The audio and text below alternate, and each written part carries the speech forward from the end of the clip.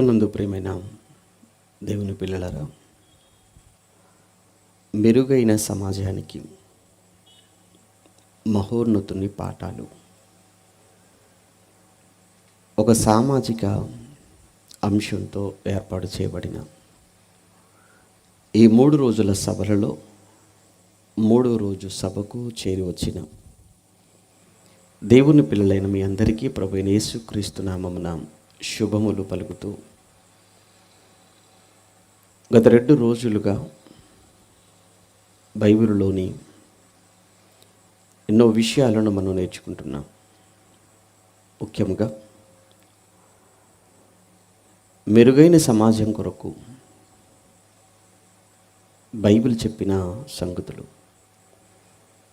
మెరుగైన సమాజం కొరకు దేవుడు నేర్పించిన ఎన్నో పాఠాలు. ఒక్కొక్క పాఠాన్ని ప్రత్యేకంగా మనం మాట్లాడుకోవడం ప్రారంభిస్తే 365 రోజులు కూడా సరిపోవు. అన్ని పాఠాలు బైబిల్లో ఉన్నవా? అవును. ఎన్నో మానవ సమాజానికి ప్రయోజనకరమైన, ఉపయోగకరమైన పాఠాలు బైబిల్ ప్రపంచ మానవాళికి ప్రయోజనకరమైన ఎన్నో విషయాలు బైబిల్లో దేవుడు రాయించాడు. అందులో ఒక విషయాన్ని మనం మొదటి రోజున జ్ఞాపకం చేసుకున్నాం. మనం ఏ ప్రభుత్వంలో ఉన్నామో ఆ ప్రభుత్వానికి సహకరించాలి ప్రజలు. ఆ ప్రభుత్వంలోని అధికారులకు ప్రజలు లోబడాలి. ఆ చట్టాలను గౌరవించాలి. ఒక అద్భుతమైన విషయాన్ని యేసుక్రీస్తుల వారు చెప్పడమే కాదు, తను ఆచరించి చూపించాడు అనేది మొదటి దినాన్న మనం నేర్చుకున్న ఒక మంచి అంశం. ఇక గత రాత్రి ప్రపంచం అభివృద్ధి చెందాలి, ప్రపంచంలో దేశాలన్నీ బాగుండాలి, ఒక మంచి సమాజముగా మారాలి అంటే ఆ సమాజంలో ఉండకూడనివేంటో చెప్పాడు మహానుభావుడు. అదే వర్ణ, లింగ, జాతి, ఆర్థిక అసమానతలు, వివక్ష లేని సమాజముగా ఎప్పుడు ఈ సమాజం మారుతుందో అప్పుడు ఈ సమాజం ఒక ఉన్నతమైన స్థానానికి,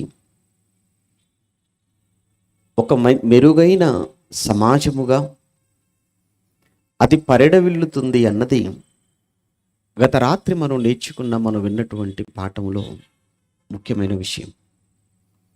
ఇలాంటివి చాలా ఉండగా బైబిల్లో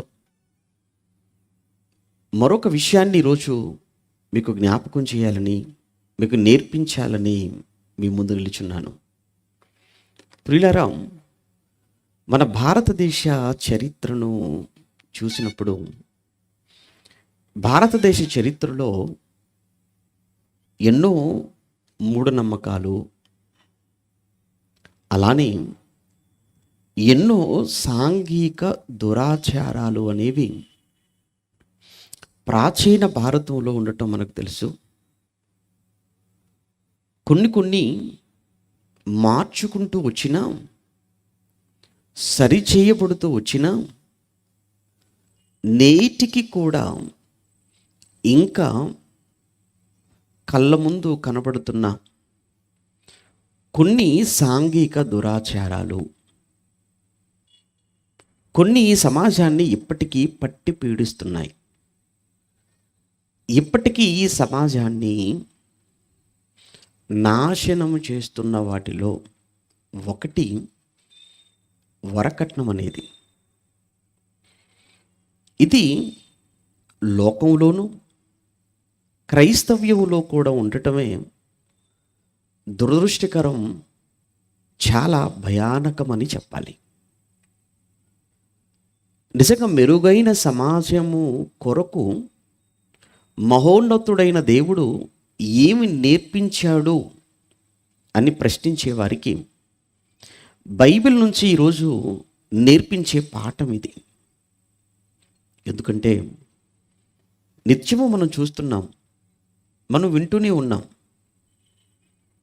అది ఉత్తర భారతమైనా దక్షిణ భారతమైనా యావత్తు భారతావనిలో వరకట్నం అనే ఈ పిశాచి, ఈ మహమ్మారి ఎన్ని కుటుంబాలను కబలించేసిందో, ఎంతమంది స్త్రీల చావుకు కారణమైందో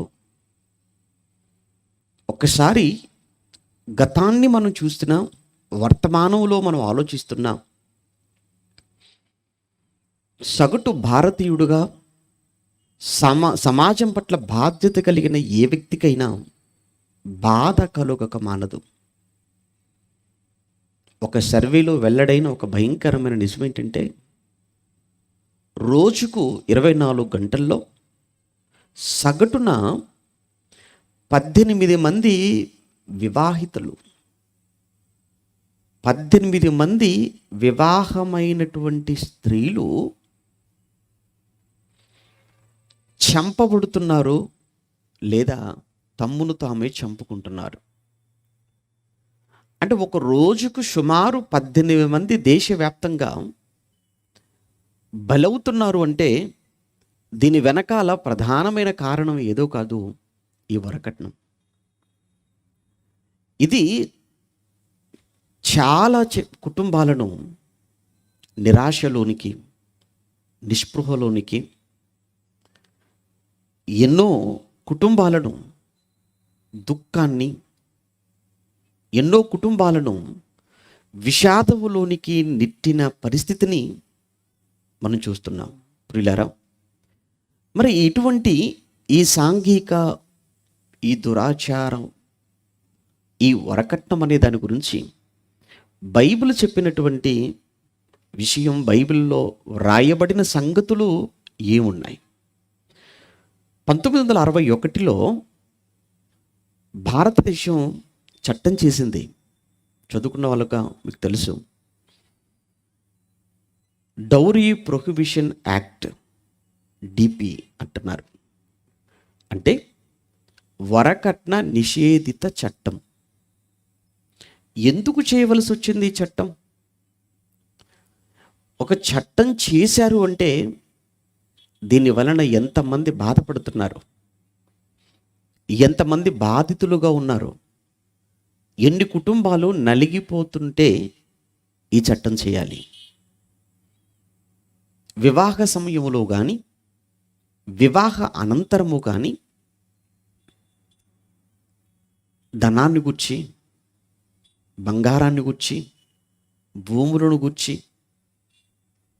అడిగినా, బలవంత పెట్టినా ఈ యాక్ట్ ప్రకారంగా వారికి 3 నుంచి 5 సంవత్సరాల వరకు జైలు శిక్ష పడేటువంటి అవకాశం ఉంది. ప్రియులారా, ఇంత బలమైన ఈ డిపి యాక్ట్ తీసుకుని వచ్చారు అంటే దీన్ని మనం చిన్నగా మనం ఆలోచించకూడదు. దీనిలోని తీవ్రత ఎంత ఉందో మనకు తెలియాలి. ఇక సమాజం అంటే సరే ఎందుకంటే వారికి తెలియదు, బైబిల్ లేదు, జ్ఞానం లేదనుకుంటున్నాం. కానీ క్రైస్తవులము కదా, మరి మన గురించి ఏంటి? మనం ఈ సమాజంలో దేవుడు మన కొరకు ఒక అద్భుతమైన మాట చెప్పాడు. మన గురించి, మన కొరకు ఆయన చెప్పిన,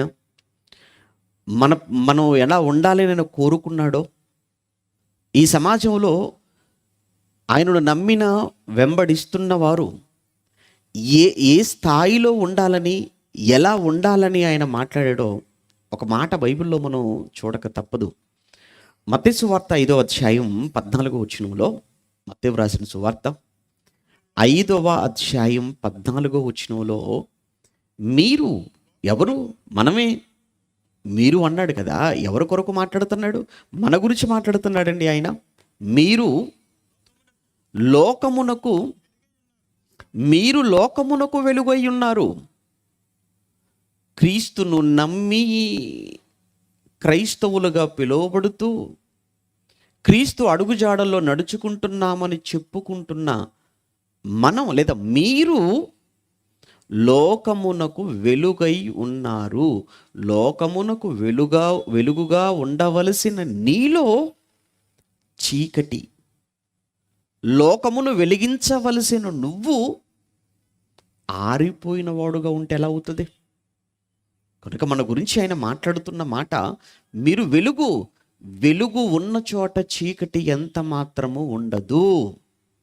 వెలుగు ఉన్న చోట చీకటికి అవకాశము లేదు. మీరు మీ కుటుంబానికో మీ ప్రాంతానికో కాదు, మీరు లోకమునకు వెలుగై ఉన్నారు అన్నాడు. కేవలం ఇక్కడ యేసుక్రీస్తుల వారి మాటల్లో మాత్రమే కాదండి మన గురించి.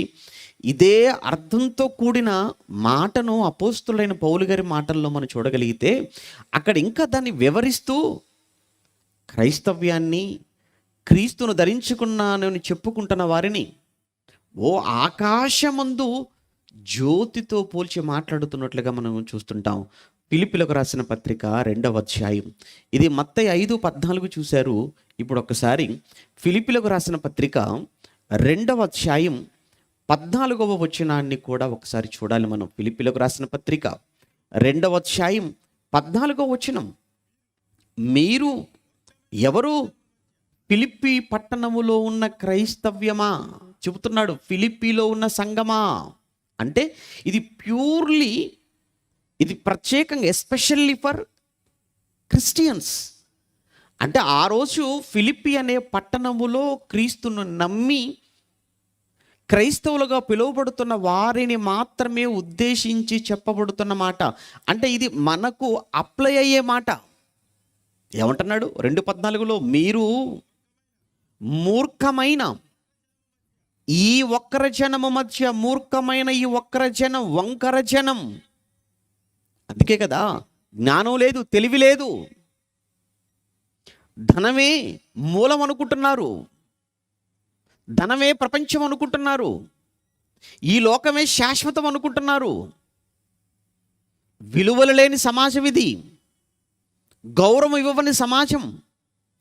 తల్లి కన్నా, తండ్రి కన్నా, భార్య కన్నా, భర్త కన్నా, పిల్లల కన్నా వీరి దృష్టిలో దేనికి విలువ తెలుసా? డబ్బు. నిజమండి. ఈరోజు కన్నవారి కంటే కూడా వారు సంపాదించింది కావాలి పిల్లలకు. అవునో కాదు ఒక్కసారి మీరు ఆలోచించండి.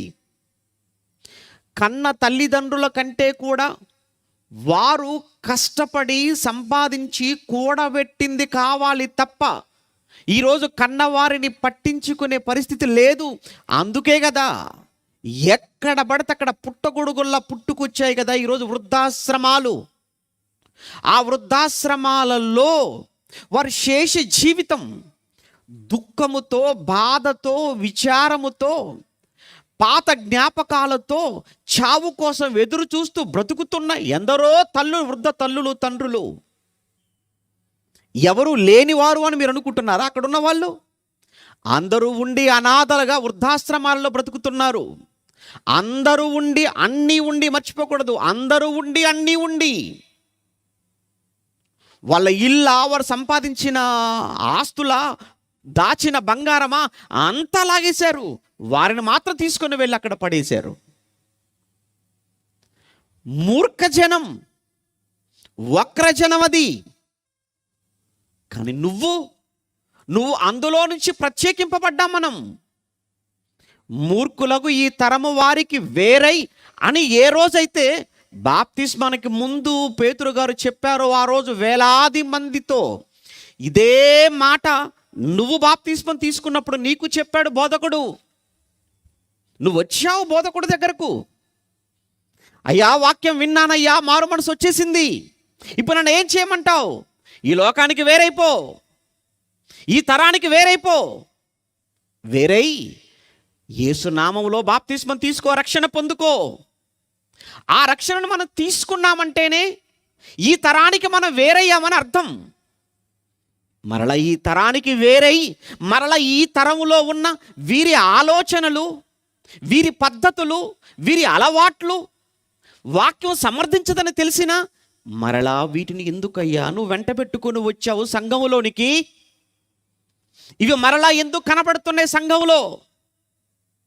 సంఘములోనికి వచ్చిన తర్వాత, క్రైస్తవ్యంలోకి వచ్చిన తర్వాత క్రీస్తు చెప్పిన, క్రీస్తు చేసిన, దేవుడు పెట్టిన పద్ధతులు తప్ప ఎక్కడ ఎప్పుడు మానవ పద్ధతులకంటూ ఇందులో చోటు లేదు, ఉండకూడదు.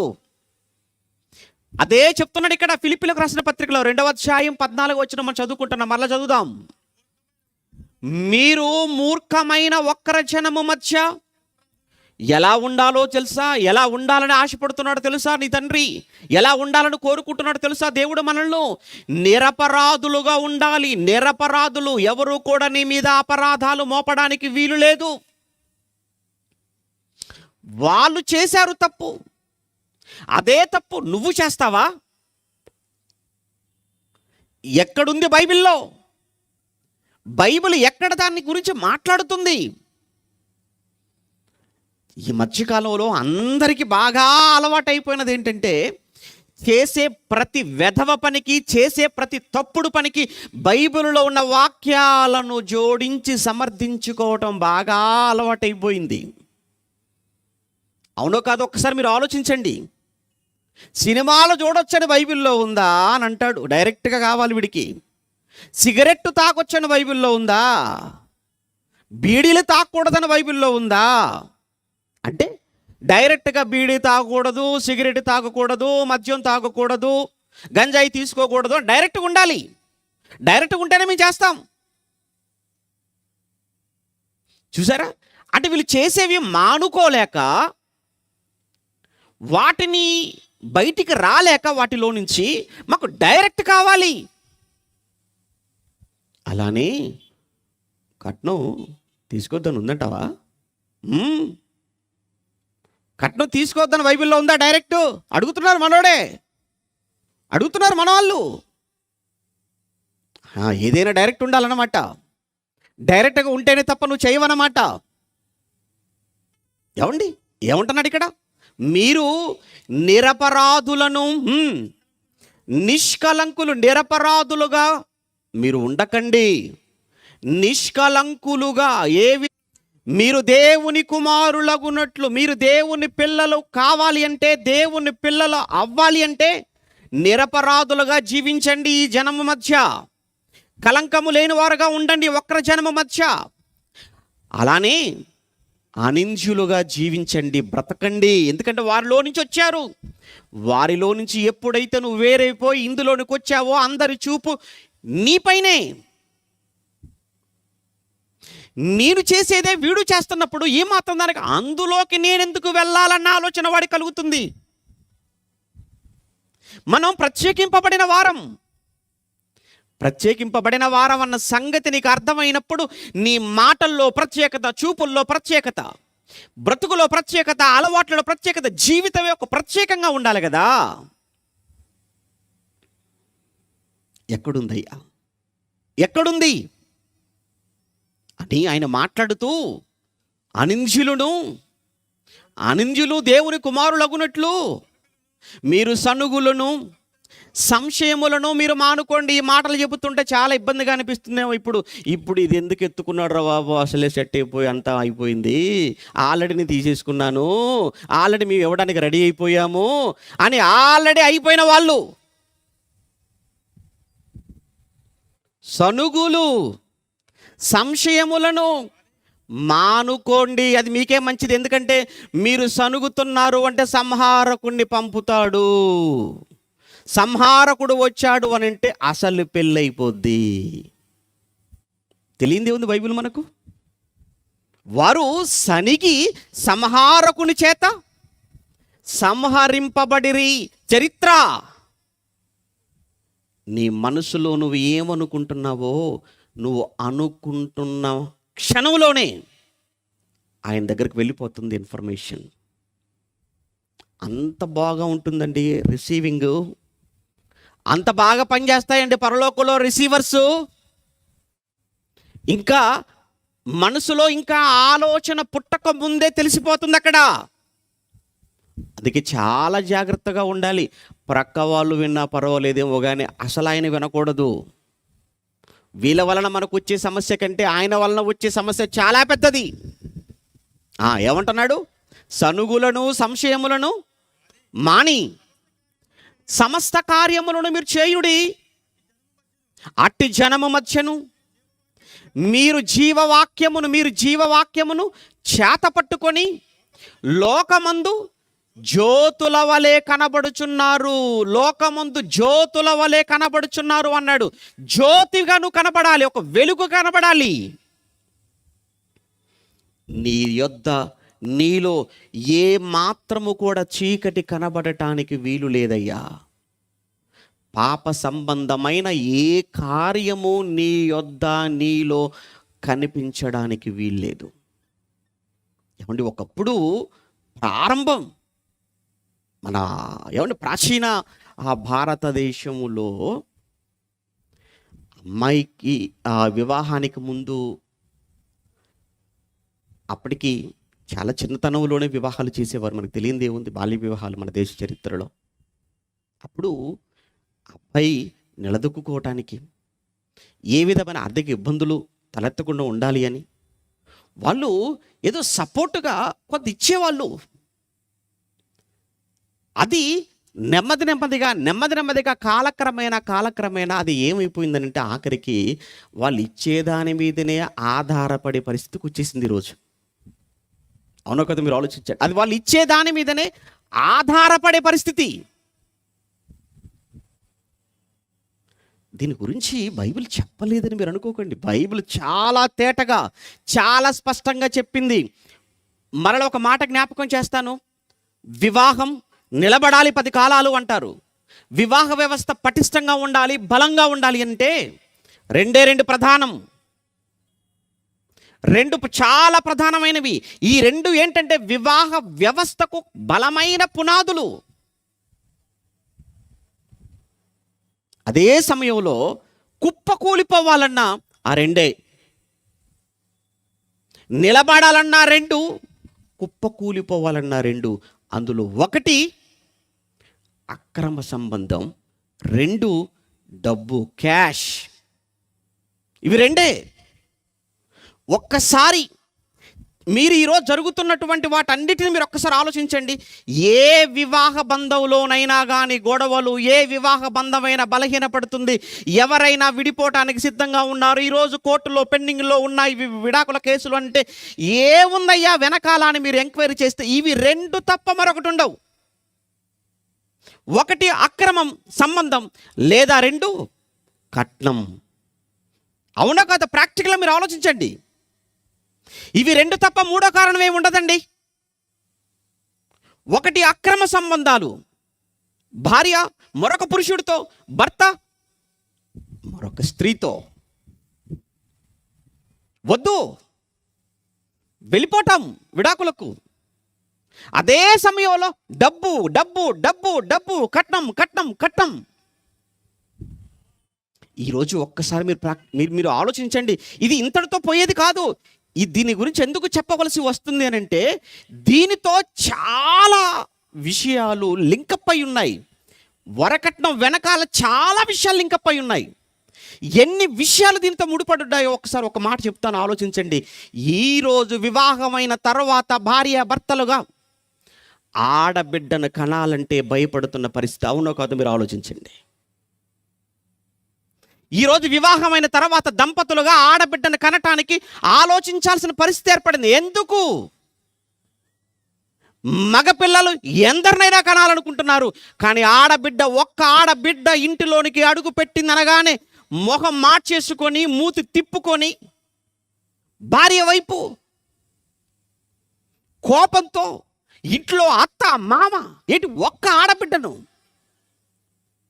ఇక 2 ఆడపిల్లలైతే, ఇక 3 ఆడపిల్లలైతే, కొంతమంది మగబిడ్డవాడు పుట్టేంత వరకు ఆడపిల్లలు.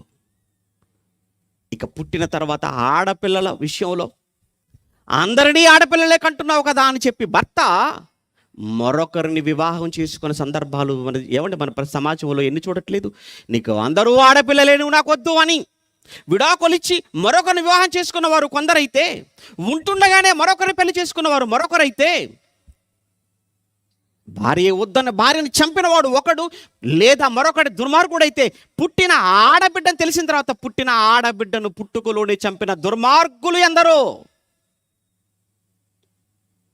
అంతెందుకు, దేశంలో రోజు రోజుకి పెరుగుతున్న వేటు తెలుసా? హత్యలు, భ్రూణ హత్యలు, గర్భస్రావాలు, అబార్షన్స్.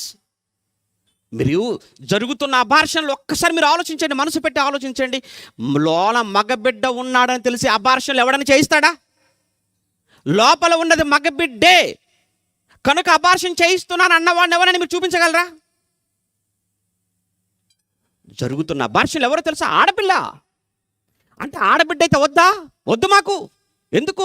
ఆడబిడ్డ అంటే ఎత్తుకెళ్ళిపోద్ది, మగబిడ్డ అంటే తెచ్చి పెడతాడు. పోగొట్టేది ఆడబిడ్డ, కూర్చేది మగబిడ్డ. ఆడపిల్ల అనగానే మైనస్ అన్నట్టు, మగబిడ్డ అనగానే ప్లస్ అన్నట్టుగా. అవునో కదా? ఒకసారి ఆలోచించండి. ఈ మాటలు మీరు వినండి. మీకు తెలుసు సమాజంలో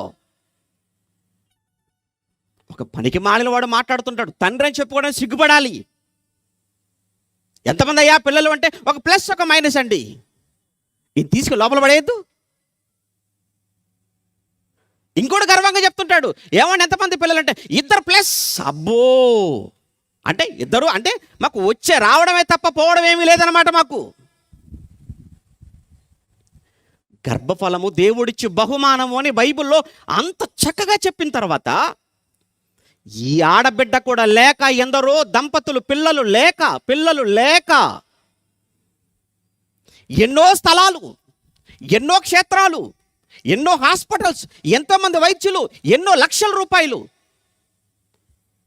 తిరుగుతున్నా, ఖర్చు పెట్టినా పిల్లలు కలగటం లేదు అని ఎంతో మానసిక వేదనకు గురైపోయి తమ్మును తాము చంపుకున్న దంపతులు లేరా సమాజంలో? అలాంటిది ఎవరైతే ఏంటయ్యా, ఎందుకు ఆడబిడ్డ భారం అని ఎందుకు అనుకుంటున్నారు? లోన ఆడబిడ్డని తెలియగానే లోపల ఉంటుండగానే అబార్షన్ రూపంలో చంపుతుంటే, వచ్చిన తర్వాత చంపుతున్నారు. ఆడపిల్లనగానే భారం అనుకుంటున్నారు. కారణం ఏంటంటే, ఇదిగో భవిష్యత్తులో ఆడబిడ్డను మరొక ఇంటికి పంపాలంటే గుర్తొస్తున్నాయి పుట్టుకలోనే.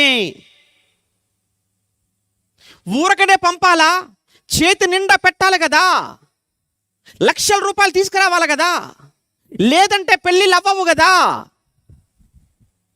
కట్నాలు ఇచ్చుకోలేక కూడా ఎంతోమంది అవివాహితులుగానే మిగిలిపోతున్న సమాజం అండి. కట్నాలు ఇవ్వలేక పెళ్లి చేయలేకపోతున్నారు, లేదా కట్నాలు ఇచ్చిన తర్వాత ఇచ్చిన లక్షలాది రూపాయల కట్నాన్ని అప్పుగా తీసుకొని వచ్చి అప్పులు తీర్చలేక ఆడబిడ్డను కన్న తల్లిదండ్రులు అప్పులు తీర్చటంలోనే వారి జీవితం అంతా కూడా గడిపేసి కొన్ని సందర్భాలలో అప్పులు కూడా తీర్చలేక ఆత్మహత్య చేసుకుంటున్న సందర్భాలు మనకు తెలియదా?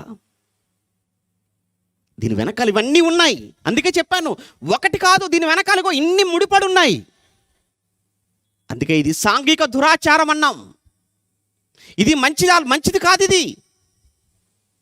అందుకే ఇది పిశాచి. కుటుంబంలో గొడవలకు, కుటుంబంలో చిత్రహింసలకు, భార్యాభర్తలను వేరు చేయటానికి, కుటుంబాల మధ్య గొడవలు పెట్టడానికి. కట్నమే దరిద్రం అనుకుంటే మరలా అదనపు కట్నం. ఏంటండి వేధింపులు, ఏంటండి బాధలు? ఇది ఆడబిడ్డలను కన్న తల్లి తండ్రి పడుతున్న బాధ. ఎందరో స్త్రీమూర్తులు, ఎందరో పిల్లలు అయిన తర్వాత కూడా పెళ్లిలో ఒప్పుకున్నది ఇంకా ఇవ్వలేదు, ఒప్పుకున్నది ఇంకా ఇవ్వలేదు, ఇంకా బ్యాలెన్స్ ఉంది. ఏంటండి దారుణం, ఏంటి ఘోరం? ప్రభునందు ప్రియమైన దేవుని పిల్లలారా, ఇది సమాజం. కానీ క్రైస్తవ్యం కాదు ఇది క్రైస్తవ్యం కాదు. క్రైస్తవుడా, నువ్వు సమాజం మధ్య నిలవబడితే ఎలా ఉండాలని చెప్పాడు? నువ్వు ఒక వెలుగుగా ఉండాలి, ఒక జ్యోతిగా కనిపించాలి సమాజానికి. నువ్వు ఒక నిరపరాధిగా ఉండాలి, నిష్కలంకుడుగా ఉండాలి, అనింజుడుగా ఉండాలి. ఎవడు నిన్ను నీ వైపు వేలెత్తి చూపి మాట్లాడటానికి కూడా భయపడాలి. ఇది క్రైస్తవ్యం అంటే. కానీ ఈరోజు ఎంత దారుణం, ఎంత ఘోరం అంటే ఈరోజు ఏమండి, కొన్ని కుటుంబాలు, కొన్ని వివాహ ఆ బంధాలు ఏమంటారు, వివాహాల గురించి సంబంధాలు, కొన్ని సంబంధాలు అన్నీ బాగుంటాయి. కానీ ఎందుకోనండి రేటు ఎవరు అంతే కదండి మాట్లాడతారు. పర్లేదండి, ఏంటండి ఏమండి ఎంత చెప్తున్నారండి, వాళ్ళు చాలా పైన ఉన్నారండి అంటారు. ఏమంటే వాళ్ళు 10 వరకు వెళ్తున్నారండి, లేదా ఒకళ్ళు 20 అడుగుతున్నారండి. మీకు తెలియదు ఏముంది, అబ్బాయి బాగా చదువుకున్నవాడు అనుకో అంటే దాని అర్థం ఏంటంటే బాగా ఇచ్చుకోవాలని అర్థం. ఇంకా వాడు ఉద్యోగస్తుడు అనుకో, ఇంకా ఇచ్చుకోవాల్సిందే. అందులో వాడు సెంట్రల్ గవర్నమెంట్ జాబ్ అనుకోండి, అబ్బో వచ్చి పడుతూనే ఉంటాయి. ఇంకా అలానే వాడు స్టేట్ గవర్నమెంట్ జాబ్ అనుకో, ఎంతమంది ఉంటారండి వాళ్ళు, వీళ్ళెంతమంది ఉంటారండి. ఇక అబ్బాయికి ఆల్రెడీ వెనకాల ఆస్తులు ఉన్నాయనుకోండి, ఇక ముట్ట చెప్పాలి ఎంతైనా. ఏమండి ఈ విషయంలో నేను ఏమంటాను అంటే, మగ బిడ్డలను కన్నా తల్లిదండ్రులది వాళ్ళు తీసుకోవటం వాళ్ళ తప్పంటం లేదు, ఆడపిల్లల కన్నా తల్లిదండ్రులది కూడా తప్పే. వాళ్ళకెళ్ళే ధనాపేక్ష వీళ్ళకి ఉంది. ఈరోజు ఒక అమ్మాయిని మీరు ఇంటికి పంపించాం, మీరేం ఆలోచిస్తున్నారు? ఆడు సెంట్రల్ గవర్నమెంట్ జాబ్ ఉందా, వాడికి ఉద్యోగం ఉందా అని ఆలోచన. ఎందుకు? ఉద్యోగం అంటే నెలలో వచ్చి పడుతుంటాయి కదా. అంటే నీకు ఉంది పిచ్చి అయితే. ఆడి కనీసం సెంట్రల్ కాకపోయినా స్టేట్ అయినా పర్వాలేదండి, చూడండి కొంచెం ఉందండి, అలా అయితే ఇచ్చేస్తామండి అమ్మాయిని. కాకపోతే ఈ రెండు లేకపోయినా వెనకాల ఏమైనా ఆస్తులు లేవో చూడండి. అంటే వాడు ఉద్యోగం ఉండి వాడు వ్యభిచారైనా పర్వాలేదు, వాడు ఉద్యోగం ఉండి వాడు వ్యభిచారైనా పర్వాలేదు, కానీ మాకు వాడే కావాలి. అంటే ఇక్కడ ఆడపిల్లలను కన్న తల్లిదండ్రులు కూడా తప్పు చేస్తున్నారు. వాడు గుణవంతుడై ఉంటే, వాడు మంచి క్యారెక్టర్ కలిగిన వాడై ఉండి, దేవుడు అంటే భయం కలిగి, భక్తి కలిగి, మంచి మర్యాదలు, మంచి సంస్కారం ఉన్న వాడైతే చాలండి. వాడికి ఏ ఉన్నా లేకపోయినా పర్వాలేదని నా కూతుర్ని వాడు గుండెల్లో పెట్టుకుని కంటిలో నీరు రాకుండా చూసుకుంటే చాలండి అని సంబంధాలకు వెళ్ళే ఆడపిల్ల తల్లిదండ్రులుగా మీలో ఉన్నారా చెప్పండి? అందులో ఎన్ఆర్ఐ సంబంధాలంటే ఇంకా మోసెక్కువ. ఎందుకంటే ఆఖరికి నువ్వు నీ బిడ్డను, నీ కూతురును ఆఖరి చూపులు చూసుకునే అవకాశం కూడా నీకు ఇవ్వడాడు. గొప్పగా చెప్పుకుంటావులే, ఏమని చెప్పుకుంటావు? మా అమ్మాయి అంటే విదేశాలలో చచ్చిపోయిందండి, ఇదో గొప్ప. ఇదేనా నేర్చుకుంటున్నావు? ఇదేనా బైబిల్ చెప్పింది? తప్పండి. బైబిల్ ఎప్పుడు కూడా వీటి కాదు. వివాహం అనేటప్పటికీ ఏవి క్రైటీరియాగా తీసుకోవాలో, ఏవి వివాహములో ఏవి ప్రధానమని దేవుడు చెప్పాడో అవి పూర్తిగా పక్కన పెట్టేశారు. ఏమండి వివాహం అనేటప్పటికి ఏం గుర్తొస్తే మీకు బాగా తెలుసు కదా, బాగా తెలుసులేండి మీకు. వివాహం అనేటప్పటికి ఏంటి? ఫస్ట్ ఏంటంటే మన క్యాస్ట్, దరిద్రం. క్రైస్తవుడైనా ఏమిటి క్యాస్టా? క్రైస్ట్ లేకపోయినా పర్వాలేదు, కానీ మాకు ఏది ఉండాలి? క్యాస్ట్. నో క్రైస్ట్ అంటే వాడు క్రీస్తు నమ్మినా నమ్మకపోయినా, ఏమంటే వాడు క్రీస్తులో ఉన్నా లేకపోయినా మాకు సంబంధం లేదు. మొత్తానికైతే వాడు మా మా మా మా మా అయి ఉండాలంతే. నెక్స్ట్ ఆ తర్వాత కలర్ కలర్ కలర్ కలర్ రాత్రి చెప్పుకున్నాం కదా, కలర్ కావాలి మాకు. ఓహో క్యాస్ట్. ఆ తర్వాత కలర్. మూడో ఏంటి? క్యాష్. ఇవ్వండి. బైబిల్ ఇవే చెప్పిందా? ఇవి చూసి వివాహాలకు వెళ్ళారు గనకనే ఈరోజు వివాహాలు బలహీనంగా ఉన్నాయి. అందుకే వివాహాల విలువ లేకుండా పోయాయి. ఒకప్పుడు ప్రపంచంలోనే, భారతదేశంలో ఉన్న వివాహ వ్యవస్థ గురించి చాలా గొప్పగా మాట్లాడుకునేవారు. మీకు తెలియంది కాదు, అబ్బో భారతదేశంలో వివాహ వ్యవస్థ చాలా పటిష్టమైనది అని. కానీ పటిష్టమైన వివాహ వ్యవస్థ కూడా ఈరోజు బలహీన పడిపోయిందంటే కారణం విలువలు లేని పెళ్ళిళ్ళు జరుగుతున్నాయి. విలువలు లేని పెళ్ళిళ్ళు. కులానికి ఉన్న విలువ, ఏమండి కలర్కున్న విలువ, డబ్బుకున్న విలువ క్యారెక్టర్కు లేకుండా పోయిందండి. కానీ బైబిల్ ఏది ప్రధానమని బైబిల్ చెప్పిందో మనకు తెలియదా? మనకు తెలుసు. గుణం గుణం గుణం గుణం అని ఎంతగా ఘోషించిందయ్యా బైబిల్, ఎంత ఘోషించింది బైబిల్. మాకు గుణం వద్దు, ధనం ధనం ధనం. ఎందుకంటే మీరు ధనాన్ని చూస్తున్నారు, ఎందుకంటే ఉద్యోగాన్ని చూస్తున్నారు అని అంటే, ఆడు పోయినా కానీ మా అమ్మాయికి ఆ డబ్బులతో బతికదు. ఆడే పోయిన తర్వాత ఇక అమ్మాయి అలా అంటే నీ ఉద్దేశం ఏంటంటే నీ కూతురు భర్త లేకుండా ఉన్నా పర్వాలేదు. నువ్వు ఒక తండ్రివి, ఒక తల్లిగా నువ్వు చేసే ఆలోచన ఇదేనా? కూతురు అల్లుడు కళ్ళ ముందు ఆనందంగా సంతోషంగా, ఏ గొడవ లేకుండా, ఏ సమస్య లేకుండా చక్కగా ఇరువురు కలిసి దేవునిలో ఉంటే ఎంత ఆనందం అది. ఇది కోట్లలో ఉందనుకుంటున్నావా? ఇది బంగారంలో ఉందనుకుంటున్నావా? ఇది లేదయ్యా, అందులో లేదు. ప్రభునందు ప్రియమైన దేవుని పిల్లలారా, దీనికి మన వాళ్ళు బైబిల్లో ఉన్న కొన్ని చెప్పాను కదా, చేసే ప్రతి తప్పుడు పనికి, చేసే ప్రతి అడ్డమైన పనికి బైబిల్లో ఉన్న సందర్భాలను, బైబిల్లో ఉన్న వాక్యాలను అడ్డేసుకోవటం బాగా అలవాటైపోయింది. దీనికి బైబిల్లో చూపించే కొన్ని సందర్భాలు చెప్తాను. ఎందుకంటే ఏది దురాచారం అని చెప్పిందో ఈ సమాజం, దానిని బైబిల్ ఎప్పుడు కూడా ఖండిస్తుంది. బాగా గుర్తుంచుకోండి. ఏది తప్పో, ఏది మనుషునికి కీడు చేస్తుందో, ఏది సమాజాన్ని నష్టపరుస్తుందో దానికి బైబిల్ పూర్తిగా విరుద్ధం. వెంటనే మీరు బ్లైండ్గా మీరు ఫిక్స్ అయిపోవచ్చు. ఒకటి దురాచారం అని సమాజం అన్నది అంటే ఇది దురాచారం అని బైబిల్ చెప్పిన తర్వాత, ఇది దురాచారం అయితే బైబిల్ ఎట్టి పరిస్థితుల్లో దాన్ని ఒప్పుకోదు. ఎందుకంటే బైబిల్ తప్పును ఎప్పుడు ప్రోత్సహించదు, పాపాన్ని ఎప్పుడు కూడా బైబిల్ ప్రోత్సహించదు. మనకు తెలుసు కదా. ఎందుకంటే మన తండ్రి, మన నమ్మిన దేవుడు యెహోవా, ఆయన పరిశుద్ధుడు. నేను పరిశుద్ధుడును కనుక మీరును పరిశుద్ధులుగా ఉండండి కోరుకున్న పరమందున తండ్రిని కలిగిన పిల్లలమండి మనం. ఆయనలో ఎక్కడ ఈసుమంతైన ఆయనలో పాపాన్ని మనం చూడలేమండి.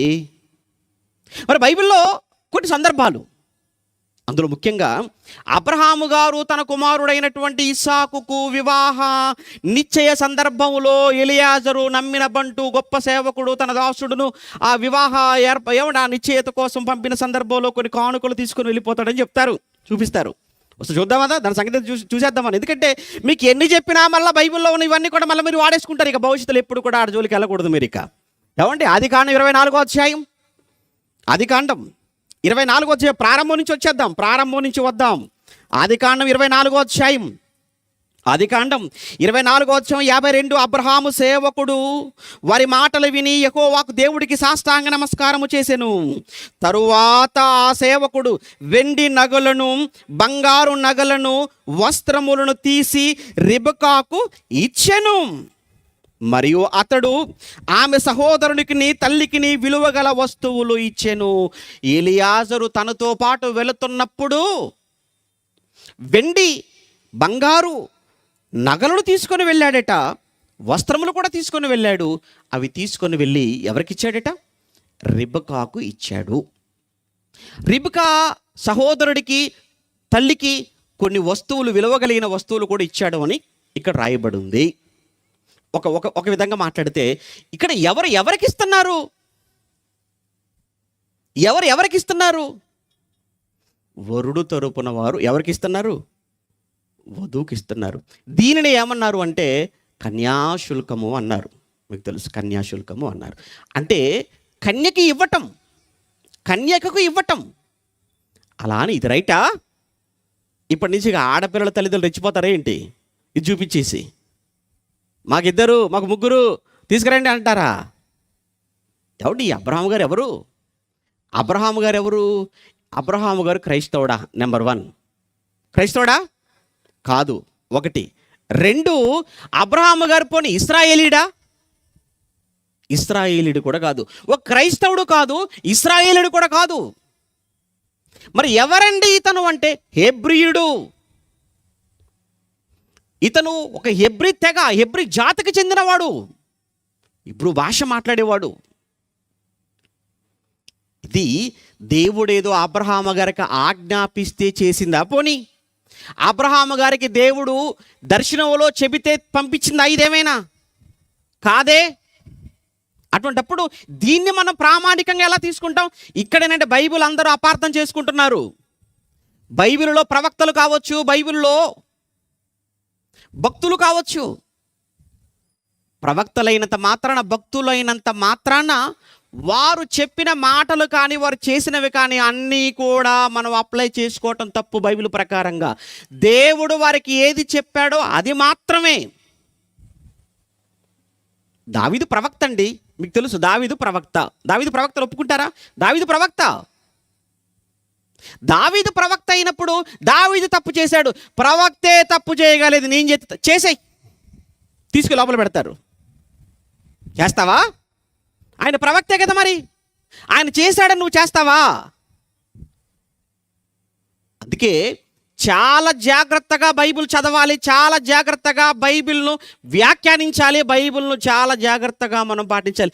ఇది తెలియకనే కదా, బైబిల్ అర్థం కాక బైబిల్ మతం అని, విదేశీ పుస్తకం అని, బైబిల్లో ఏముందని పనికి మాలిన వాళ్ళు మాట్లాడుతున్నారు అంటే అర్థం వాళ్ళకి అర్థం కాలేదు.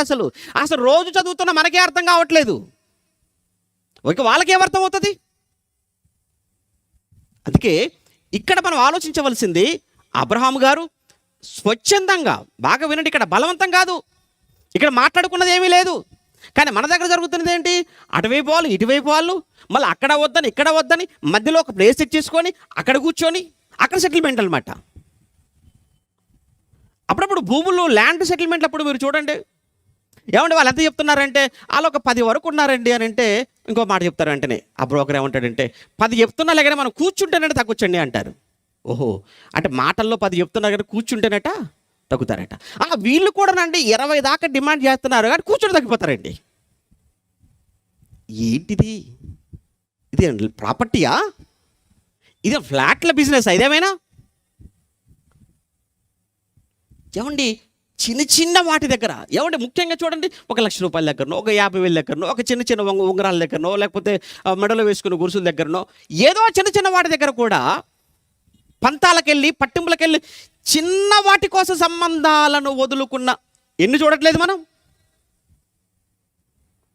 అంటే వీళ్ళు దేనికి ఇస్తున్నారు ప్రాధాన్యత, దేనికి ఇచ్చారు విలువ అంటే, నో, అమ్మాయి కాదు, అబ్బాయి కాదు, డబ్బు, ధనం, డబ్బే ప్రధానం అనుకొని జరుగున ఏ పెళ్ళైనా ఎంతకాలం అయ్యా నిలబడుతుంది? ఒక్కసారి మీరు మనసు పెట్టి ఆలోచించండి ప్లీజ్. బాధగా ఉన్నా, ఇబ్బందిగా ఉన్నా, అవునండి, నిజం చేదుగానే ఉంటుందండి, సత్యం చేదుగానే ఉంటుంది. కానీ ఒక్కసారి ఆ చేదు మీరు కానీ ఆ చేదుని మీరు స్వీకరించగలిగితే, చేదు లోపలికి వెళ్ళి మిమ్మల్ని మంచిగా చేస్తుందండి. ప్లీజ్ ఆలోచించండి. ఏమండి, ఎంత ఇచ్చినా ఎంతకాలం అండి? ఎంత ఇచ్చినా ఎంతకాలంతో దాంతో మీరు సుఖంగా ఉండగలరు, ఎంతకాలం బ్రతకగలరు చెప్పండి? ఒక ఆయన అంటారులేండి, ఆస్తి ఐస్ ముక్క లాంటిదండి అంటాడు. ఆస్తి అట ఐస్ క్రీమ్ లాంటిదట. అంటే అర్థం ఏంటి? కరిగిపోయేదని. ఇంకొకరు అంటారు, ఏమంత ఆస్తున్న కూర్చొని తింటే ఏమైపోతాయట? కొండలైనా కరిగిపోతాయి.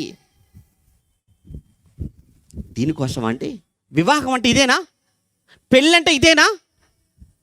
ఇక్కడ అబ్రహాము గారు తనకెవరు ఇవ్వమనే తనకేమీ చెప్పలేదు. తనేదో తన భార్యకు సంబంధించినవి కావచ్చు, లేదా తను ప్రత్యేకంగా రాబోయేటువంటి కోడల కోసం ముందుగా చేయించి పెట్టుకున్నవి కావచ్చు. మొత్తానికి తను అనుకున్నవి తన సేవకుడికి ఇచ్చాడు, పంపించేశాడు.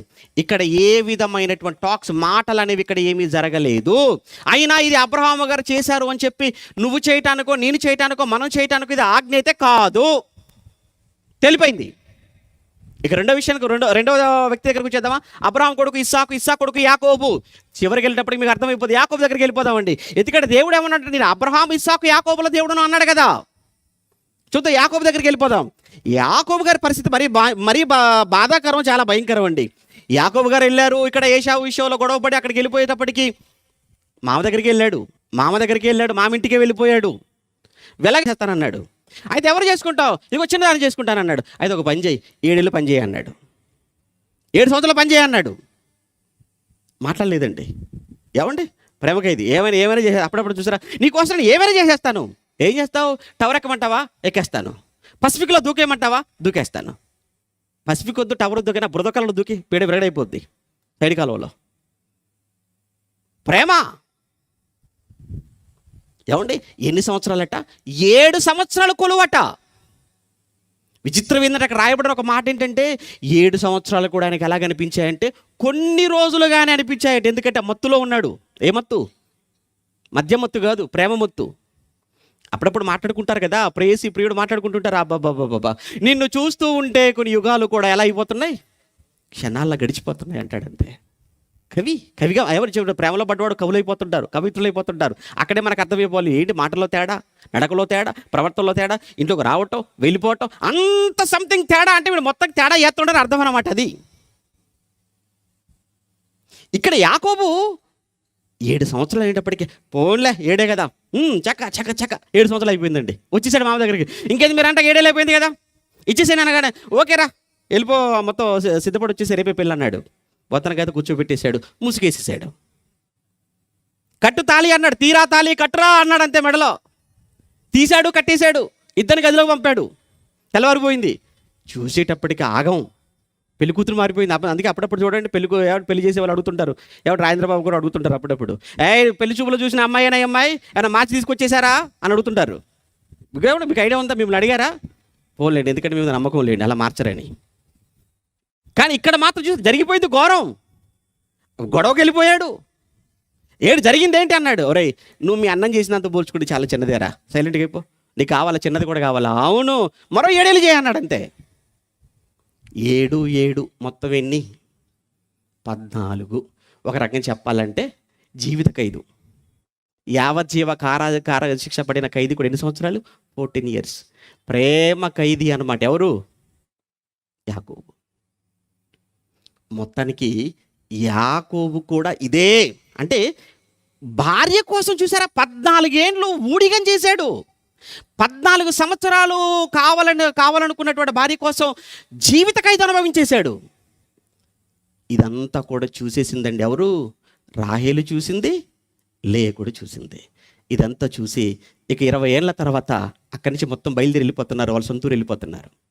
అలా వెళ్ళిపోతున్న సమయంలో రాహేలు, లేయా ఇద్దరు కూడా యాకోబుతో ఒక అద్భుతమైన మాట అన్నారండి. ఆ మాట మనకు కావాలండి. ఆదికాండం 31వ అధ్యాయం అందుకు 14 వచనంలో 31:14 అందుకు రాహేలును లేయాయు, ఇంకా మా తండ్రి ఇంట మాకు పాలు పంపులు ఎక్కడివి. ఏమండి యాకోబు గారు, యజమాని, ఇంకను మా తండ్రి ఇంట మాకు పాలు పంపులు ఎక్కడివి, ఎందుకంటే అతడు మమ్మును అన్యులుగా చూచుటలేదా, అతడు మమ్మును అమ్మివేసి. ఏంటండి పదం, ఏంటి మాట, ఏంటి? లాబాను రాహేలును లేయను యాకోబు గట ఏం చేశాడట, అమ్మేశాడు. కట్నమిచ్చి అప్పచెప్పారంటే మీ పిల్లలను మీరు వారికి ఏం చేశారనుకోవాలి. ఇప్పుడు చూసారు, చెప్పడానికి చాలా కష్టంగా ఉంది, ఇక్కడ చేసేసాం కాబట్టి అపరాధం. మాట రావట్లేదు, రాదు కూడా. ఇక రేపటి నుంచి నా మీదనే ఏమండి ఎన్నో పెడుతుంటారు, ఇంకా అంతే. మీరు ఏమైనా అనుకోండి, బైబిల్లో ఉన్నది మాత్రం చెప్పాలి. ఏమండి అంతే కదండి. క్రైస్తవులు అండి, మనం వెలుగ్గా ఉండవలసిన వారం అండి, లోకమందు జ్యోతులుగా కనబడవలసిన వారం అండి, మనం లోకానికి ఉప్పండి. మన కొరకు ఇన్ని మాటలు ఇంత నమ్మకంతో మాట్లాడుతుంటే, ఇన్ని చెప్పినా ఇంత నమ్మకం పెట్టుకున్న కన్న తండ్రికి బాధ కలిగించే పనులు ఎందుకండి మనం చేయాలి? అలా అని భయపడుతున్నారా? ఏమైపోతుందో? ఏమవ్వదు. మళ్ళా చెప్తున్నాను, ఏమీ అవ్వదు. ఆకాశ పక్షులు చూడండి అనలేదా తండ్రి? అవి విత్తవు, కోయవు, వాటిని పోషించగలేంది, మీరు వాటికంటే శ్రేష్ఠులు కారా? భక్తి లేదు గనుక భయపడవలసిన పరిస్థితి. ఒకవేళ భక్తితో ఉంటే నీకెందుకు, దేని కొరకు నువ్వు వరైపోతున్నావు? ఒక్కసారి ఏలియాను జ్ఞాపకం చేసుకో. కరువు, దేశం అంతా కరువు, తినడానికి తిండి లేని పరిస్థితి. ఏలియా, నేనున్నాను కదా, నేనున్నాను, నువ్వు వెళ్ళక్కడికి, ప్రభువా భోజనం నేను చూసుకుంటాను. తినడానికి తిండే లేని సమయంలో ఏలియాకు మాంసంతో భోజనం పెట్టాడే దేవుడు. త్రాగడానికి నీళ్ళే లేని సమయంలో ఎక్కడో వాగులో ఉన్న నీళ్లు దేవుడు ఏర్పాటు చేశాడే. ఇవన్నీ మనం చదువుకొని వదిలేయడానికేనా? ఇవన్నీ కేవలం వినడానికేనా చెప్పండి? ఇవన్నీ చదువుకోవడానికి వరకు మాత్రమేనా ఇవన్నీ? నో, మన జీవితాలకు అప్లై చేసుకోవాలి కదా, మన జీవితాలకు అన్వయించుకోవాలి కదా బైబిల్ను. అప్పుడే కదా నిజమైన క్రైస్తవ్యం పుట్టేది, అప్పుడే కదా నిజమైన క్రైస్తవ్యం బయటికి వచ్చేది. ఈ రోజుల్లో నకిలీ క్రైస్తవులతో పని లేదు. నిజమైన క్రైస్తవుడే కావాలి. ఆ నిజమైన క్రైస్తవులు 10 మంది ఉన్నా 50 మంది ఉన్నా చాలు ప్రపంచాన్ని తలక్రిందులు చేయటానికి. అందుకే యేసు ఒక్కడు ప్రపంచాన్ని తలక్రిందులు చేసేసాడు. మనకు చరిత్రలో మనకు కనబడుతుంది కదా. ఎంతమందిని పంపించావయ్యా ప్రపంచం కోసం అంటే, ఒకే ఒక్క నా కుమారుని పంపించాను. ఆ ఒక్కడే ప్రపంచాన్ని తలక్రిందులుగా మార్చేశాడు. అతడు ఆయనంటే రియల్ హీరో. అవసరం లేదు నకిలీలు. ఒరిజినల్గా ఉన్నవాడు కావాలి. సంఖ్యతో సంబంధం లేదు, సత్తా ఉన్నవాడు కావాలి. నామకార్థమైన వాళ్ళతో పని లేదు, నమ్మకమైన వాళ్ళు కావాలి. దేవుడి కోసం మీరు అలాంటి వాళ్ళు కావాలి. మీరు అలాంటి వారుగా వెళ్ళాలి సమాజంలోనికి. రాబోయే తరాలకు, రాబోయేటువంటి సమాజంలో ఒక మంచి మార్పుకు నాంది పలకాలి మనమే. ఆహా, క్రైస్తవం ఇంత గొప్పదా, క్రైస్తవులు ఇంత గొప్ప వాళ్ళ. ఈ సమాజం వేటి చేత పీడించబడుతుందో, వేటి చేత అనగత్రొక్కబడుతుందో, వేటి వల్ల ఈ సమాజం నాశనం అయిపోతుందో వాటన్నిటికీ వీళ్ళు వ్యతిరేకం. ఆహా, ఏంటి పద్ధతులు ఏంటి, ఎక్కడిదయ్యా మీకు, ఎవరు నేర్పించారయ్యా మీకు? బైబిల్ బైబిల్ బైబిల్ బైబిల్ దేవుడు అని మనం చెప్పగలగాలండి. ఇక్కడ మనం చూస్తున్నాం. ఏమంటే యాకోబు విషయంలో చూసారా ఏమంటున్నారు భార్యలు? మమ్మల్ని అమ్మి వేశాడు కదయ్యా నీకు, కనుక ఇక నీకు అమ్మేసిన తర్వాత ఇక నాకు వాళ్ళతో పని ఏంటి? కనుక నువ్వు నీకు ఏ దేవుడు, మాకు అదే దేవుడు, నువ్వేం చేస్తావో చెయ్యి, నీ వెనకాల మేము వచ్చేస్తాం. ఇదండి, ఇది 2. ఇక 3వ విషయం చెప్పమంటారా? ఒక సందర్భం 34వ అధ్యాయం ప్రక్కనే 34వ అధ్యాయం ఆదికాండం 34లో షెకెము, యాకోబునకు పుట్టిన ఒకే ఒక కుమార్తె దీనా షెకెముకి వెళ్ళారు. ప్రయాణంలో ఉన్నారు. ఉన్నది ఉండక అది చూడాలి, ఇది చూడాలి, వాళ్ళని చూడాలి, వీళ్ళని చూడాలి, ఇవేనండి చాలా తలపోట్లండి. పిల్లల్ని ఎక్కడ పంపకండి, పడిపోతారు ఎవరో పిల్లలు. మేము అక్కడికి వెళ్ళాలి, ఆ పార్క్కి వెళ్ళాలి, ఈ పార్క్కి వెళ్ళాలి, ఆ పార్కులో పోవాలంత మంది ఉన్నారు, అక్కడ కాచుకొని కూర్చొని ఎప్పుడు వస్తారా పిల్లలని. బాగోలేదు, సమాజం బాగోలేదు. ఆ రోజు చూడండి, దీనా వెళ్ళిందట సమాజంలోనికి, షెకెములోకి వెళ్ళిందట చూడటం కోసం అని, కొత్త ప్రాంతం కదా అని. వెళ్ళగానే ఆ షెకెమును ఏలుతున్న హామోరు కుమారుడని షెకెము అనేవాడు చూశాడట. చూడగానే నచ్చిందట, నచ్చగానే పాడు చేసాడట. ఏడుస్తూ ఇంటికి వచ్చేసింది. ఘోరం జరిగిపోయింది అనుకున్నాడు. ఇంటికి వెళ్ళాడు, తండ్రితో మాట్లాడాడు. తండ్రి ఇలా జరిగిపోయింది అనగానే తండ్రిని పట్టుకొని ఇంటికి వచ్చేసాడు. వచ్చి ఏం మాట్లాడుతున్నాడు చూస్తారా? 11వ వచనంలో, మరియు షెకెము మీ కటాక్షము నా మీద రానియుడి, మీరు ఏమి అడుగుదరో అది ఇచ్చేదను, ఓలియు కట్నమును. అమ్మో, కట్నం వచ్చేసింది. ఓలియు కట్నమును ఎంతైనను అడుగుడి, మీరు అడిగినంత ఇచ్చేదను, మీరు ఆ చిన్నదాన్ని నాకు ఇయ్యుడి అని ఆమె తండ్రితోనూ సహోదరులతోనూ చెప్పాను. ఎవడు వీడు? వీడికి అబ్రాహాముకి సంబంధం ఉందా? ఇతనికి ఇశ్రాయేలుకి సంబంధం ఉందా? ఇతనికి దేవునికి ఏం లేదు. అన్యుడు చేసిన అపరాధం, ఆ అపరాధానికి ఒక రుసుములాగా నేను ఎంతైనా ఇస్తాను, ఇచ్చి వదిలించుకోను, ఇచ్చి చేసుకుంటాను అని ఇక్కడ మాట్లాడుతున్నా. అంటే ఏ సందర్భంలో కట్నం అనే ప్రస్తావన వచ్చిందో అది మనసులో పెట్టుకోండి. సేమ్ ఇదే దేవుడికి ధర్మశాస్త్రాన్ని ఇస్తున్నాడు. దేవుడి దగ్గరికి వెళ్ళిపోదాం. ఇవన్నీ కూడా అబ్రహాము గారికి దేవుడు చెప్పింది కాదు, యాకోబుతో దేవుడు చెప్పింది కాదు. ఇక్కడ కూడా ఒక అన్యుడిగా తన ఆలోచన ఏదైతే ఉందో, వారి పద్ధతులు, వారి దేశ సాంప్రదాయం ఏదైతే అది అక్కడ అప్లై చేశాడు. ఇప్పుడు దేవుడి దగ్గరికి వెళ్ళిపోదాం. మన దేవుడు ఏం చెప్పాడు మనకు కావాలండి, వీళ్ళు ఏం చేశారు మనకు వద్దు. దేవుడు ఏం చెప్పాడు ధర్మశాస్త్రంలో? 22 నిర్గమాకాండం, ధర్మశాస్త్రంలో దేవుడు మాట చూద్దాం. 22 నిర్గమాకాండం 16వ వచనంలో, నిర్గమాకాండం 22వ అధ్యాయం 16వ వచనంలో, ఒకడు ప్రధానము చేయ బడని ఒక కన్యను మరలు కొల్పి ఆమెతో శయనించిన ఎడల ఆమె నిమిత్తము ఓలి ఇచ్చి ఆమెను పెళ్లి చేసుకొనవలెను. ఇక్కడ 2 కేసులు చెప్తున్నాడు ఆయన, 2 స్పెషల్ కేసెస్. ఒకటేంటంటే ప్రధానము చేయబడకుండగా, ఒక అమ్మాయి కన్య ఎవరికి ప్రధానము చేయబడకుండగా ఒకడు వెళ్ళి అమ్మాయిని తన వైపుకు తిప్పుకొని బలవంతం చేసి పొడి చేస్తే వాడు ఏం చేయాలట చెప్తున్నాడు. దాని యజమానుడు ఏమన్నాడు? ఓలి ఇచ్చి, అంటే ఆ అమ్మాయి తల్లిదండ్రులకు, ఆ అమ్మాయి కన్నవారికి ఫైన్ అంటే ఫైన్ ఇచ్చి ఆమెను పెళ్లి చేసుకోవాలి. జీవితాంతం అమ్మాయితోనే ఉండాలి. Punishment, fine. ఈరోజు చట్టంలో కూడా మనం చూస్తున్నాం కదా. దేవుడు చెప్పిన మాట ఎప్పుడు ఇవ్వాలి? ఓలి అనేది ఎప్పుడు ఇవ్వాలి? కట్నం ఎప్పుడు ఇవ్వాలి? ఆడపిల్ల తల్లి కానీ, తండ్రికి కానీ, అమ్మాయికి కానీ, ఇదిగో ప్రధానం కాలేదు, కన్యగా ఉంది, వెళ్ళాడు, చూశాడు, పాడు చేసేసాడు. అయితే ఇంకొక అనుమానం, ఒకవేళ ఎవరికైనా ప్రదానం చేయబడింది, ప్రదానం చేయబడిన అమ్మాయిని పాడు చేస్తే వాడి కోసం ఏం చెప్పాడు తెలుసా? ప్రదానము చేయబడిన అమ్మాయిని ఒకవేళ వాడు పాడు చేస్తే బలవంతంగా వానిని మాత్రమే చంపండి, అమ్మాయిని బ్రతకనివ్వండి. వానిని మాత్రమే చంపండి. ఎక్కడ? ద్వితీయోపదేశకాండం 22వ అధ్యాయం, ద్వితీయోపదేశకాండం 22వ అధ్యాయం 25, 29 వచనాలండి. ద్వితీయోపదేశకాండం 22వ అధ్యాయం 25 నుంచి 29 వచనాలలో రాయబడిన ఆ సారాంశం అంతా అదేనండి మనకు. ద్వితీయోపదేశకాండం 22వ అధ్యాయం 25 నుంచి మనం చదువుతున్నప్పుడు ఈ సందర్భం అంతా అక్కడ మనకు కనబడుతుంది. చూడండి, ఏమండి, అతడు ఆమెను పొలములో కలుసుకొనక 27లో ప్రదానము చేయబడిన ఆ చిన్నది కేకలు వేస్తే ఆమె రక్షకులు లేకపోయాను అని ఇదంతా చెబుతూ 50 వెండి రూకలనిచ్చి ఆ అమ్మాయిని పెళ్లి చేసుకోవాలి. ప్రదానము చేయబడకపోతే 50 వెండి రూకలు ఫైన్, పెనాల్టీ. అంటే ఏ సందర్భంలో ఇవ్వాలన్నది దేవుడు చెప్పాడు. ఇప్పుడు ఇక్కడి నుంచి దేవుడు ఆజ్ఞలు ప్రారంభమయ్యాయి, ఇక్కడ దేవుని ఆజ్ఞలు ఆరంభమయ్యాయి. అది పితరుల కాలం.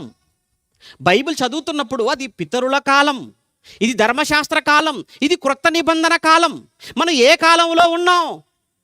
ఏ కాలంలో ఉన్నావో నీకు తెలియట్లేదు ఇంకా అంటే నీకు అర్థం కావాలి ఏంటంటే నువ్వు పోయే కాలంలో ఉన్నావని. కనీసం అదే నీకు అర్థమైతే చాలు. అందుకే నీకు ఏది అర్థం కావట్లే బైబిలు. ఇవి ఇందులో ఏది నాకు అప్లై అవుతుంది? క్రొత్త నిబంధన అన్నది ప్రపంచ మానవాళిలో ఎవరైతే క్రీస్తును అంగీకరించి క్రైస్తవ్యంలోనికి వస్తారో అందరికీ అప్లై అయ్యే ఒకే ఒక్క నిబంధన, అది క్రొత్త నిబంధన.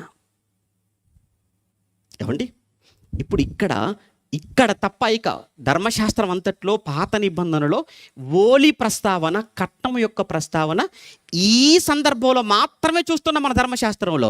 ఇది కూడా ఏ సందర్భం చూసాం కదా, కన్యకను ఎవరైనా పాడు చేస్తే ప్రధానానికి ముందు ఆమె తల్లిదండ్రులకు వాడు అదనంగా ఫైన్గా డబ్బులు ఇవ్వాలి, అమ్మాయిని పెళ్లి చేసుకోవాలి, జీవితాంతం అమ్మాయితోనే ఉండాలి. ఇది రూల్. అంటే ఏ సందర్భంలో కట్నము అన్న ప్రస్తావన బైబిల్లో దేవుడు తీసుకొచ్చాడో చెప్పడానికి దీన్ని మీ ముందు పెట్టాను. ఇది అయిపోయింది. క్రొత్త నిబంధనకు వెళ్ళిపోదాం. ఎందుకంటే మనం ఇప్పుడు ఆ కాలంలో ఉన్నాం. మనకు అప్లై అయ్యేది క్రొత్త నిబంధన. ఈ క్రొత్త నిబంధనలో ఎక్కడైనా దేవుడు ఈ ప్రస్తావన ఏమైనా తీసుకుని వచ్చాడా? కానీ నీకు కట్నం అన్న మాట నీకు కనబడదు, కానీ అదే అర్థం ఎన్నో మాటల్లో. నీ చేతుల కష్టార్జితమును నీవు అనుభవించు. అయిన ఇంకొక మాట, నీ పొరుగువానిదగు దేనిని ఆశించుకు. నీది కాదే, అది నీది కాదు కదా, నీ కష్టం కాదు కదా. కానీ ఈరోజు బలవంతంగానండి ఈరోజు పెళ్ళికి ముందు బలవంతం వసూళ్ళు. ఇప్పుడు ఎంత ఇస్తారో చెప్పండి, ముందు ఎంత ఇస్తారో చెప్పండి, ఆ తర్వాత ఎంగేజ్మెంట్కి ఎంత ఇస్తారో చెప్పండి, పెళ్ళికి ముందు ఎంత ఇస్తారో చెప్పండి, పెళ్లి తర్వాత ఎంత ఇస్తారో చెప్పండి. ఏంది ఇన్స్టాల్మెంట్లా? ఇవి ఇన్స్టాల్మెంట్లో ఇవ్వవలసినవా? ఎక్కడికి వెళ్ళిపోతుంది సమాజం? ఇది మెరుగైన సమాజమా చెప్పండి? దీనివలన ఇంట్లో నీ భార్యను కన్న అత్తమామ, తల్లి, తండ్రి వాళ్ళక్కడ బాధపడుతూ ఇక్కడ వీళ్ళను బాధ పెడుతూ నువ్వు ఎలా ఆనందంగా ఉంటున్నావు? అయినా ఒక మాట ఏమంటారంటే, ఏమంటే పోషించాలి కదండి, జీవితాంతం పోషించాలి కదా, పోషించాలి కాబట్టి ఇవ్వాల్సిందే అని చాలా కఠినంగా మాట్లాడుతుంటారండి. ఎందుకంటే ఏంటి, నువ్వు పోషిస్తావని చెప్పి లక్షల రూపాయలు అడుగుతావా? నేను ఒక మాట అడుగుతాను, నువ్వు పోషిస్తున్నావు, ఇంటికి వచ్చినటువంటి నీ భార్య ఏ పని చేయటం లేదా? ఏ పని చేసి పెట్టడం లేదా? ఇంటికి వచ్చినప్పటి నుంచి కాలు మీద కాలు వేసుకొని కూర్చుంటే నువ్వే అన్ని తీసుకొచ్చి చేసి పెడుతున్నావా? పోషించాలి కదా అని మాట్లాడతావు. నీకోసం తను చేసిన త్యాగం ఒకవైపు లక్షల రూపాయలు తీసుకొస్తుంది, మరోవైపు నీకోసం తలదించి తాళి కట్టించుకున్న క్షణము నుంచి తలదించి తాళి కట్టించుకున్న రోజు మొదలుకుంటే తన జీవితంలో చివరి శ్వాస వరకు, ప్రాణం పోయినంత వరకు ఎంత త్యాగం, ఎన్ని త్యాగాలు, ఎంత శ్రమ, ఎన్ని బాధలు. ఎంత చేస్తుందో ఒక్కసారి ఆలోచించండి. నీ ఇంటికి వచ్చింది, వాళ్ళ ఇంటిని మర్చిపోయింది. నీ ఇంటికి వచ్చింది, వాళ్ళ ఇంటి పేరును మార్చుకుంది. నీకు భార్యగా, నీకు, నీ తల్లిదండ్రుల కుటుంబానికి, పుట్టే పిల్లలకు ఎంత పరిచర్య, ఎంత సేవ. ఉదయం లేవాలా, ఉంచాలి, అన్నం వండాలి, నీ బట్టలు ఉతకాలి, పిల్లలవి చేయాలి, ఆఖరికి నీకు సుఖం, నీకు సంతోషాన్ని కూడా ఇవ్వాలి కదా. ఎన్ని త్యాగాలయ్యా, ఎప్పటి వరకు? ఒక్కరోజు భార్య ఇంట్లో లేకపోతే, మంచం మీద నుంచి లేవకపోతే నీ పరిస్థితి ఏంటి? ఒక్కసారి ఊహించి ఆలోచించు. మరలా 9 మాసాలు మోసింది తను, బాధను అనుభవించింది తను, బిడ్డను కన్నది తను. కానీ స్కూల్లోకి వెళ్ళిపోతే ఎవరంటే, నా కొడుకు, నా కూతురు, రాయి సన్ ఆఫ్ నా పేరు రాసాయి, డాటర్ ఆఫ్ నా పేరు రాసాయి. నీకేమైనా అయింది ఆపరేషను?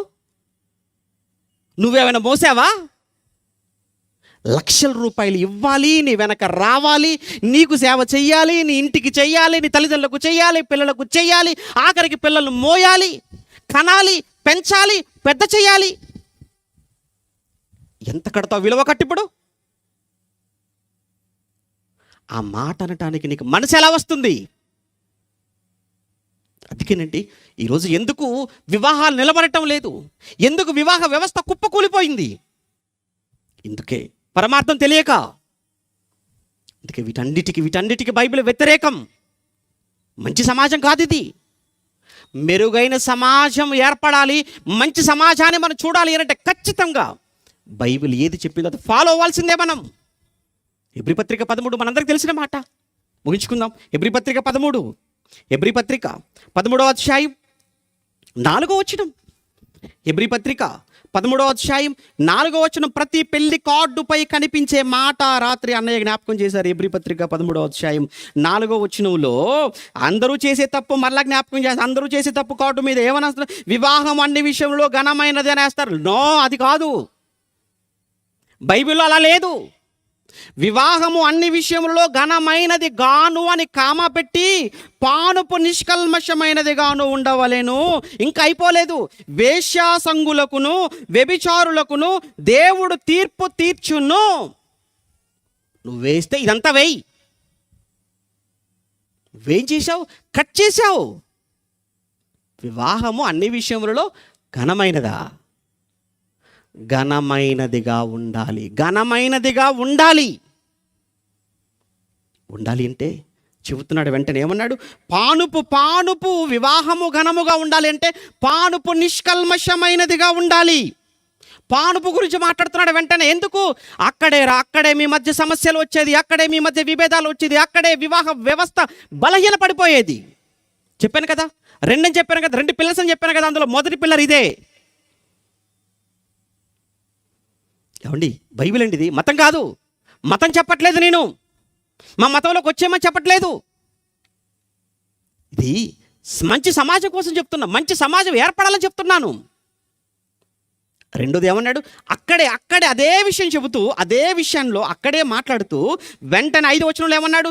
ధనాపేక్ష లేని వారై మీకు కలిగిన వాటితో తృప్తి పొందండి. ఎందుకు ఈ మాట చెప్పాడు? మరలా ఎందుకు ఈ మాట చెప్పాడు? మీరు ఆలోచించండి. ఎప్పుడు ఆ 4 దగ్గరే ఆగిపోయారు, 5 దాకా రాలేదు. మనకు అంత ఓపిక లేదు. 4 దగ్గరే ఆగిపోయారు. కిందనే ఉంది కదా 5వ వచనంలో. 4లో వివాహము ఘనమైనది గాను పానుపు నిష్కల్మషమైన గాను వేశ్యసంగులకును వ్యభిచారులకును దేవుడు తీర్పు తీర్చును అని చెప్పి వెంటనే ధనాపేక్ష లేని వారై మీకు కలిగిన వాటితో తృప్తి పొందండి. ఎందుకన్నాడు అంటే, ఒరే నీ వివాహము 10 కాలాల పాటు పచ్చగా ఉండాలంటే ఇవి 2 చాలా ప్రధానవురా. ఈ రెండింటిలో ఏది తేడా జరిగినా కుప్ప కూలిపోతావురా. సమాజం పాడైపోతుంది, సమాజం చెదిరిపోతుంది. అందుకే ఈ రెండింటి విషయంలో జాగ్రత్తగా ఉండండి. 1 పానుపు, 2 డబ్బు. ఈ 2 మీ మధ్య ప్రస్తావనకు రానంత వరకు, ఈ 2 మీ మనసుల్లోకి రానంత వరకు మిమ్మల్ని ఎవ్వడు వేరు చేయలేడు. ఈ రెండింటిలో ఏ ఒక్కటి మీ మనసులోనికి వచ్చినా అక్కడ బీటలు బారిపోతుంది. బలమైన బంధం బలహీన పడటం ఆరంభం అవుతుంది. ఆ తర్వాత సీన్ కట్ చేస్తే పోలీస్ స్టేషన్లో, అక్కడి నుంచి కోర్టు, ఆ తర్వాత వేరైపోవటం. పిల్లలు ఏమైపోవాలి, తల్లిదండ్రులు ఏమైపోవాలి, అందరికీ ఏం చెప్పుకుంటాం, ఎక్కడ తలదించుకోవాలి? ఇది కేవలం క్రైస్తవులకే కాదు, క్రైస్తవేతరుల కొరకు కూడా చెబుతున్నమాట. అందుకే ధనాపేక్ష అన్నాడు. అందుకే ధనాపేక్ష సమస్త విధములైన కీడులకు, ఎందుకనగా ధనాపేక్ష సమస్త విధములైన కీడులకు మూలం. ఆడపిల్లలను కన్నా మీరు తప్పు చేస్తున్నారు. మీరు చేసే తప్పు ఏంటంటే డబ్బున్నోడు కావాలి, గుణం ఉన్నా లేకపోయినా. అంటే మీరు కూడా ధనాపేక్ష పరులే కదా. మీరు కూడా ఆడపిల్లల కన్నా వారుగా మిమ్మల్ని కూడా హెచ్చరిస్తున్నాను. మీరు కూడా చూసేది ఏంటి? ఇదే చూస్తున్నారు. ఇటు మగబిడ్డన కన్నవారు కూడా, వాళ్ళు కూడా ఏం చూస్తున్నారు? వాళ్ళు ఇదే చూస్తున్నారు. ఎవడు మనకి ఇవ్వగలడు? ఈరోజు వివాహమైన తర్వాత ఏమండి, చాలామంది తల్లులు మాట్లాడే మాట, ఏమండి దాంతో ఏగలేకపోతున్నారండి అంటుంది ఒక తల్లి. అత్త, ఎందుకు ఏగలేకపోతున్నావు? అన్నావు కదా, మా రేంజ్కి తగ్గట్టుగా అన్నావు కదా, వచ్చింది మరి. మరి రేంజ్కి తగ్గట్టుగా ఉండాలన్నావు కదా. ఓహో, నిన్ను మించిపోయింది అనమాట అయితే రేంజ్లో. ఇంకా సరిపోయింది. ఇంకా సైలెంట్గా ఉండి గదిలోకి వెళ్ళి ముసుగేసుకొని ప్రార్థన చేయి, ఉపవాస ప్రార్థన. అంతకుమించి ఏం చేయలేము, ఎవడేం చేయలేడు. ఇంకా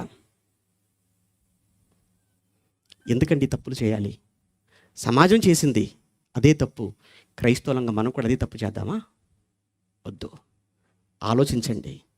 ఇలాంటివి బైబిల్లో ఎన్నో విషయాలు, ఎన్నో సంగతులు పాఠాలుగా దేవుడు రాయించాడు. చెప్పాను కదా, ఒక్కొక్క పాఠం గురించి మాట్లాడదు పోతే 365 రోజులు కూడా సరిపోవని చెప్పాను కదా. 3 రోజులు ఏం మాట్లాడమంటారు? మాట్లాడేశాం. సమయం కూడా అయిపోయింది. కళ్ళు మూసుకోనండి. ప్రేమ కలిగిన మా కన్న తండ్రి, మీకు వందనాలు నాయన. ఇప్పటి వరకు మీ పిల్లలతో కలిసి మీ జ్ఞానాన్ని పంచుకోవడానికి మీరు అనుగ్రహించిన ఈ గొప్ప అవకాశాన్ని బట్టి తండ్రిగా మీకు కృతజ్ఞతలు చెల్లిస్తున్నాం. అన్నింటికన్నా ముఖ్యముగా తండ్రి, వాతావరణం, సభలకు ముందు రోజు వాతావరణ పరిస్థితి చూస్తే, ఆ తర్వాత రోజు నుంచి ఈ రోజు వరకు పరిస్థితిని చూసినప్పుడు, కన్న తండ్రిగా ఈ సభల పట్ల, సభలు పెట్టిన మీ బిడ్డల పట్ల, అన్నిటికన్నా ఈ మాటలు విన్న మీ పిల్లల పట్ల మీకున్న దయ ఏంటో మాకు అర్థమైంది. మంచి వాతావరణంలో 3 రోజుల సభలు దిగ్విజయంగా జరిగించడానికి మీరు చేసిన ఈ భాగ్యానికి మీకు వందనాలు చెల్లిస్తూ, సభల ఏర్పాటులో మరొక్కసారి ప్రత్యక్షంగా పరోక్షంగా శ్రమించిన ప్రతి ఒక్కరిని మీరు పేరు పేరున జ్ఞాపకం చేసుకోండి. ఈ ప్రాంతంలో వయసులో పెద్దవాడు, నాకన్నా అనుభవంలో పెద్దవాడు అయినా మీ కుమారుడికి మీరు ఇచ్చిన మంచి మనస్సు తండ్రి, చిన్నవాడినైనా ముందు నిలువ పెట్టి నువ్వు మాట్లాడు అని నాకు మైక్ ఇచ్చి అవకాశం ఇచ్చి తన పెద్ద మనసును చాటుకున్న అన్నయ్య రాజేంద్ర అన్నయ్య కోసం, వారి సంఘం కోసం, వారి ప్రాంతంలో ఉన్న సేవకులందరి కోసం, వారు చేస్తున్న పరిచర్య కోసం ప్రార్థిస్తున్నాం. ఈ తరంలో ఈ జ్ఞానాన్ని మాకు నేర్పించిన మీ కుమారులు మా తండ్రి గారు జయశల్ గారికి మంచి ఆరోగ్యాన్ని, ఆయుష్ను ప్రసాదించమని వేడుకుంటూ, వచ్చిన మీ బిడ్డలు తిరిగి వెళుతుండగా క్షేమంగా వారు చేరవలసిన చోటుకి చేర్చమని, మీ చిత్తమైతే ప్రాణాలతో ఉంటే, మీ కుమారుడు రాకడ ఆలస్యం అయితే మరొక మారు కలుసుకొని మీ జ్ఞానాన్ని పంచుకుని పర్యంతం మమ్మల్ని అందరినీ మీ కృపలో కాపుదలలో భద్రపరిచి కాపాడమని క్రీస్తునామని ప్రార్థన అడుగుతున్నాము తండ్రి. ఆమేన్.